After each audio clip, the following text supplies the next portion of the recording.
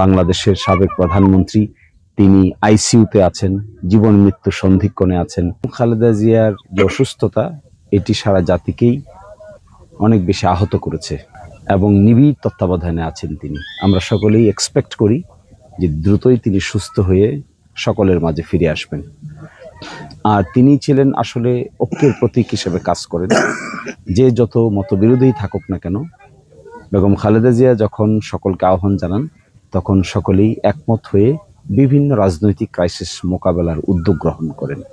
সুতরাং ওনার এই অসুস্থ অবস্থা থেকে দ্রুত সুস্থতা লাভ করুন, আল্লাহ ওনাকে শিফা দান করুন এবং আমরা এক্সপেক্ট করব এর মাধ্যমে তিনি বাংলাদেশে নতুন করে অবদান রাখার মতো একটি সুযোগ তৈরি হোক, ওনার সুস্থতা ফিরে আসুক, দেশেই চিকিৎসা হোক কিংবা দেশের বাইরে যেখানেই চিকিৎসা হোক না কেন, ওনার রোগ মুক্তিই সকলের কাছে একমাত্র কাম্য বিষয়।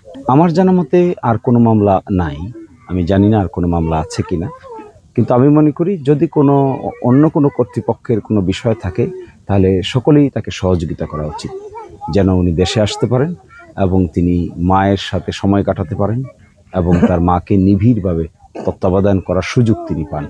আসলে এটা খুবই মানবিক ব্যাপার। একজন বাংলাদেশের সাবেক প্রধানমন্ত্রী, তিনি আইসিইউতে আছেন, জীবন মৃত্যু সন্ধিক্ষণে আছেন, তার আত্মীয় স্বজন, ছেলে সন্তানেরা তার পাশে থাকবেন, এটাই স্বাভাবিক। সুতরাং সিকিউরিটি এজেন্সি হোক আর যেই হোক, সকলে এই ব্যাপারে সহযোগিতার হাত বাড়িয়ে দেওয়া উচিত।